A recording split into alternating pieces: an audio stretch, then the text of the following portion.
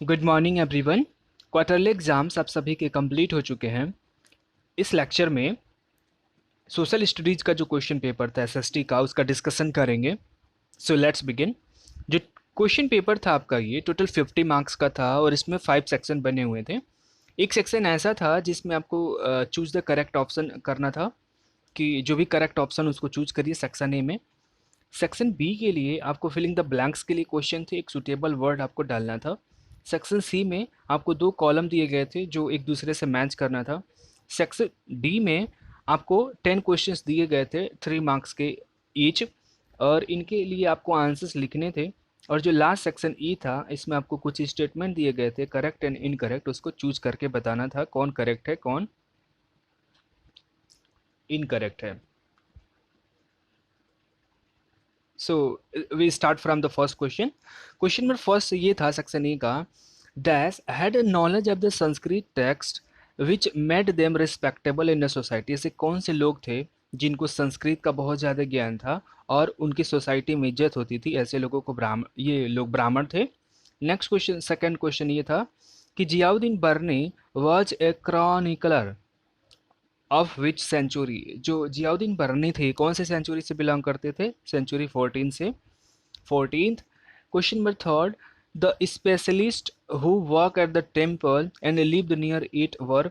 चोला dynasty की बात हो रही है, वहाँ पे जो टेम्पल्स बने थे उस टेम्पल के सराउंडिंग में बहुत सारे लोग रहते थे, उसमें स्वीपर एंड डांसर दोनों थे, तो option C will be correct.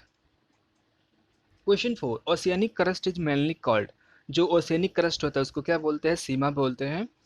Next question, African Americans were discriminated in. पूछ रहे हैं कि अफ्रीकन और अमेरिकन्स के जो संतानें होती थी इनको कहाँ पे डिस्क्रिमिनेट किया जाता था? यूएसए में। फिलिंग द ब्लैंक्स का first question, historian dash exist in the variety of the languages and forms. जो हिस्टोरियन, रिकॉर्ड्स की बात हो रही है, हम क्या भरेंगे? रिकॉर्ड्स भरेंगे फिलिंग द ब्लैंक्स में। रिकॉर्ड्स ये जो है अलग अलग लैंग्वेजेज में और अलग अलग टाइप्स में पाई जाती थी। Question number 2, dash and dash who gave up there traditional profession. ये ऐसे दो लोग ऐसे कौन से थे जिन्होंने अपना ट्रेडिशनल प्रोफेशन जो है छोड़ दिया था और राजा बन गए थे? तो 2 लोगों का इतिहास में नाम है, कदम मयूर शर्मन हरिश्चंद्र थे, एंड फर्स्ट कौन थे? पुष्यमित्र शुंग। ये 2 लोग ऐसे थे जिन्होंने अपना ट्रेडिशनल प्रोफेशन छोड़ करके क्या अपना लिया था? ये दोनों लोग ब्राह्मण थे बेसिकली, और ब्राह्मण होने के बावजूद इन्होंने क्या कर दिया? राजा बन गए थे। तो इन्होंने ब्राह्मण गिरी छोड़ करके राजा बन गए थे दोनों लोग। क्वेश्चन नंबर थर्ड जो है, is hard top layer of the earth. जो अर्थ का जो टॉपेस्ट मोस्ट लेयर होता है उसको क्या बोलते हैं? क्रस्ट बोलते हैं। तो 3 में आप क्रस्ट भरेंगे। Question number 4, any natural mass of the minerals matter that makes of the dash is called rocks. जो अर्थ का क्रस्ट होता है ना, यहाँ भरेंगे आप अर्थ क्रस्ट। अर्थ अर्थ क्रस्ट, जो अर्थ का क्रस्ट है ये बहुत सारे छोटे छोटे मिनरल्स से बना हुआ था। इन मिनरल्स को क्या बोलते हैं? इन मिनरल्स को बोलते हैं रॉक्स। इन्हीं मिनरल्स को बोलते हैं रॉक्स बोलते हैं, जिससे ये अर्थ का क्रस्ट बना हुआ है। नेक्स्ट क्वेश्चन ये नेक्स्ट क्वेश्चन ये है, the number of doctors with respect to the population is much dash in the rural area. जो गांव में जो डॉक्टरों की संख्या है पॉपुलेशन वाइज ज़्यादा की कम है, तो बहुत ज़्यादा लो है, तो यहाँ भरेंगे low, much lower in the rural areas. Section C में हमें मैचिंग करना था, तो महाराजाधिराज का मतलब क्या होता था? Great king. कल्हड़ कौन थे? ये जो ये स्टेटमेंट है ये थोड़ा सा रॉन्ग था, यहाँ पे कश्मीर होगा, सॉरी फॉर द इनकन्वीनियंस। तो यहाँ पे जो कल्लर थे ये क्या किए थे, इन्होंने एक संस्कृत में बुक लिखी थी राजतरंगिनी, कश्मीर के राजाओं के बारे में, तो इसको ए से मैच करेंगे कश्मीर से। इन्वायरमेंट क्या है? हमारे सराउंडिंग को इन्वायरमेंट्स बोलते हैं। कोर क्या है? कोर जो है अर्थ का जो इनर मोस्ट लेयर होता है उसको बोलते हैं। और सिविल राइट जो मूवमेंट है वो 55 में स्टार्ट हुआ था, 1955 में। सेक्शन डी जिसमें आपको आंसर द फॉलोइंग क्वेश्चंस थे। फर्स्ट क्वेश्चन ये था, who was consider as the foreigner in the past. Foreigner किसको बोलते थे पास्ट टाइम में? तो कोई भी व्यक्ति जो बाहर से आता था, बाहर वाले गांव से, बाहर वाले शहर से, उसको फॉरेनर बोला जाता था। तो anybody from the neighbouring city or the village was consider as the foreigner in the past time. ये इसका आंसर हो जाएगा। Question number 2, in what way has the meaning of the term Hindustan change over the century? जो Hindustan word है इसकी meaning कैसे कैसे change होती गई?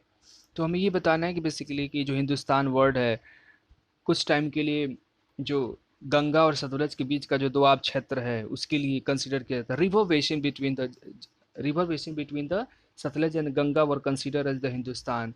उसके बाद कुछ लोग आए, उन्होंने बोला कि the geography culture of the people of the northern India is known as the Hindustan. ऐसे ऐसे इसकी जो मीनिंग थी वो धीरे धीरे चेंजेज होती गई, इसके बारे में आपको लिखना था। तो ये आप ऐसे लिख सकते हैं कि सम इन्वेडर्स जिन्होंने इंडिया पर आक्रमण किया, सम invaders called the called the river basin between the Satluj and Ganga as the Hindustan, and some were considered the geography and the culture of the people of the northern India as a Hindustan.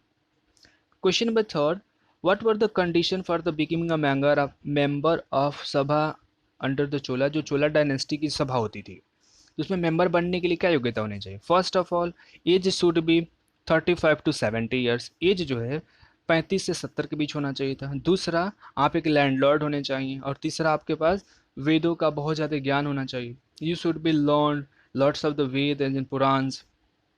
And next question, और next criteria ये थी कि you should have the administrative knowledge. ये criteria थी सभा में member बनने के लिए। Question number 4, what did the Samanta declare themselves later? सामंत अपने आप को बाद में क्या डिक्लेयर करते थे? वो अपने आप को डिक्लेयर करते थे, सामंता डिक्लेयर देमसेल्फ एज महाराजाधिराज, त्रिभुवन चक्रवर्ती, महासामंत, ऐसे जो है वो क्या करते थे, अपना जो टाइटल जो है बड़ा बड़ा करके अपने आप को शो ऑफ करते थे। Question number 5, give an account of the various domains of the environment. Environment के जो वेरियस डोमेन्स है उसको बताने थे। तो कौन से वेरियस डोमेन्स होते हैं? टोटल 4 होते हैं। जियोग्राफी से क्वेश्चन था ये। कौन से होते हैं? Hydrosphere, lithosphere, biosphere and atmosphere. इनके बारे में एक एक लाइन आपको लिखनी थी। क्वेश्चन नंबर 6 में ये था, mention the various types of rocks. बस उनके नाम लिखने थे आपको, जो कौन कौन से 3 टाइप्स के रॉक्स होते हैं। कौन कौन से रॉक्स होते हैं? Igneous rocks, metamorphic rocks and sedimentary rocks. तो 3 टाइप्स के रॉक्स हैं, इनके नाम लिखने थे। Question number 7, what are the minerals? Minerals क्या होते हैं and how they are useful for the mankind? इंसान के लिए इसका क्या यूज है? तो मिनरल्स क्या होते हैं कि ऐसे नेचुरल ऑकरिंग सबस्टेंस होते हैं जिनकी कुछ फिजिकल और केमिकल प्रॉपर्टी होती है। So the minerals are the natural occurring substances that have the definite physical and the chemical composition, and they are used for the mankind. Like sodium chloride is a mineral used for cooking, used in the cooking. Coal, petroleum are used for the as a fuel.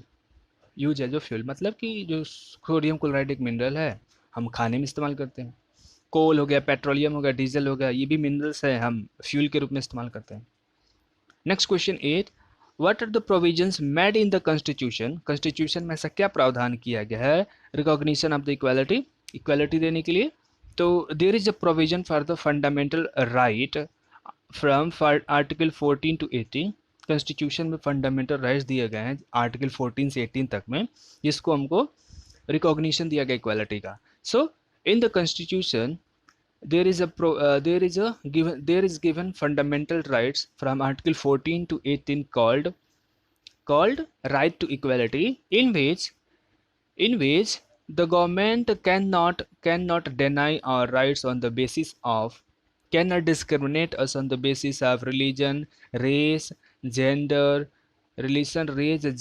Birth place etcetera. मतलब कि जो state है हमारे साथ भेदभाव नहीं कर सकती, हमारा जेंडर क्या है, हम कहाँ जन्म लिए हैं, हमारा धर्म क्या है, हम कौन से बैकग्राउंड से हैं, रूरल एरिया से हैं कि सिटी एरिया से हैं, ये जो है स्टेट को मना किया गया है। कोई भी गवर्नमेंट नहीं कर सकती, हमारे अधिकार छीन नहीं सकती हमें, ये सब प्रोविजन है।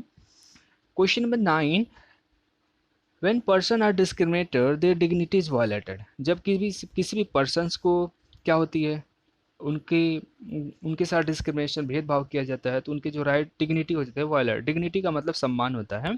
सिंपल सा लॉजिक है, when the person will be discriminated there fundamental rights will be violated. उनके जो फंडामेंटल राइट्स हैं will be violated, so they will feel so bad. वो क्या करेंगे, बहुत ज़्यादा लो फील करेंगे, उनको बुरा लगेगा। That's why there dignity is violated. और इसके इसके कॉन्सिक्वेंसेस क्या होंगे अगर हम किसी को राइट्स दे रहे हैं किसी को नहीं दे रहे, तो इसके क्या क्या क्या होंगे? सोशल डिस्पैरिटी बढ़ती है। सोशल डिस्पैरिटी बढ़े, कोई अमीर हो जाएगा कोई गरीब हो जाएगा, ये सारे प्रॉब्लम्स होते हैं। Last question, define health in the broader perspective. Health की डेफिनेशन देनी थी। So what is the definition of the health? कहते हैं the state of being illness free, the state of being illness free is called health. अगर आप बीमारी से रोग मुक्त है तो आप क्या कहलाते हैं? स्वस्थ कहलाते हैं। ब्रॉडर प्रोस्पेक्टिव में समझाना था। कैसे समझा सकते हैं कि the state of being illness free is called health. it it it depends on our living standard। जो हेल्थ है ऐसा केवल नहीं है कि ये केवल हमारे, अगर हम स्वस्थ हैं, हमारे हमको कोई बीमारी नहीं है तभी हम हेल्दी कहलाते हैं। ये बहुत ज़्यादा कारकों पर डिपेंड करता है। लाइक हमारा रहन सहन कैसा है, हम गंदे जगहों पे रहते हैं कि साफ जगहों पे रहते हैं, हम पानी कैसा पीते हैं, सेफ ड्रिंकिंग वाटर पी रहे हैं कि खराब ड्रिंकिंग वाटर पी रहे हैं। हमने पढ़ा था हेल्थ वाले चैप्टर में कि 70% डिजीज जो है केवल खराब पानी पीने से होता है। नेक्स्ट ये कि हम जहाँ रह रहे हैं वहाँ का एयर कैसा, क्लीन एयर में है कि नहीं है। सो the health is linked between the health is linked with safe drinking waters, clean air, sanitation, all these all these matter, all this matter। मतलब कि जो हेल्थ है इन कारणों से अगर इन चीज़ों में दिक्कत होगी तो हमारा हेल्थ भी अच्छे से प्रभावित हो जाता है। कुछ डाटा दे देने थे बस, ये क्वेश्चन में था। लास्ट सेक्शन ये था करेक्ट एंड इनकरेक्ट, इसमें चूज करने थे। फर्स्ट क्वेश्चन ये कि Persian wheel was use in the transportation, गलत है। पर्शियन व्हील्स का यूज जो है आने जाने के लिए नहीं किया जाता था, वो तो पानी निकालने के लिए किया जाता था। Question number 2, there could not be an ecosystem of the small pond और लेक। कह रहे हैं कि अगर एक स्मॉल पॉन्ड है, तालाब है छोटा सा, वहाँ पे इकोसिस्टम तो हो ही नहीं सकता, ये भी गलत है। इकोसिस्टम वहीं क्रिएट हो जाएगा जहाँ पे living things non living thing के साथ इंटरेक्शन शुरू करते हैं। एक तालाब में छोटे मोटे कीड़े मकोड़े मछलियाँ तो हो ही जाएंगी, तो वहाँ इकोसिस्टम आ ही गया। Question number 3, Himachal Pradesh has hot and wet climate, फिर गलत। हिमाचल प्रदेश में सर्दी लगती है, गर्मी नहीं लगती है। Question number 4, WHO stand for the world health organisation, सही है। And last question, Bihar gives a good example of health care, बिल्कुल गलत है। बिहार की जो हेल्थ सर्विसेज है पूरी इंडिया में सबसे ज़्यादा खराब है। So this was the analysis of the complete SST paper, hopefully you understand. So discussion यहीं ख़त्म करते हैं, होपफुली आपको समझ में आया होगा। आप क्या करेंगे, अपनी कॉपी पे सारे ये क्वेश्चन आंसर्स फिर से लिखेंगे। Okay, thank you.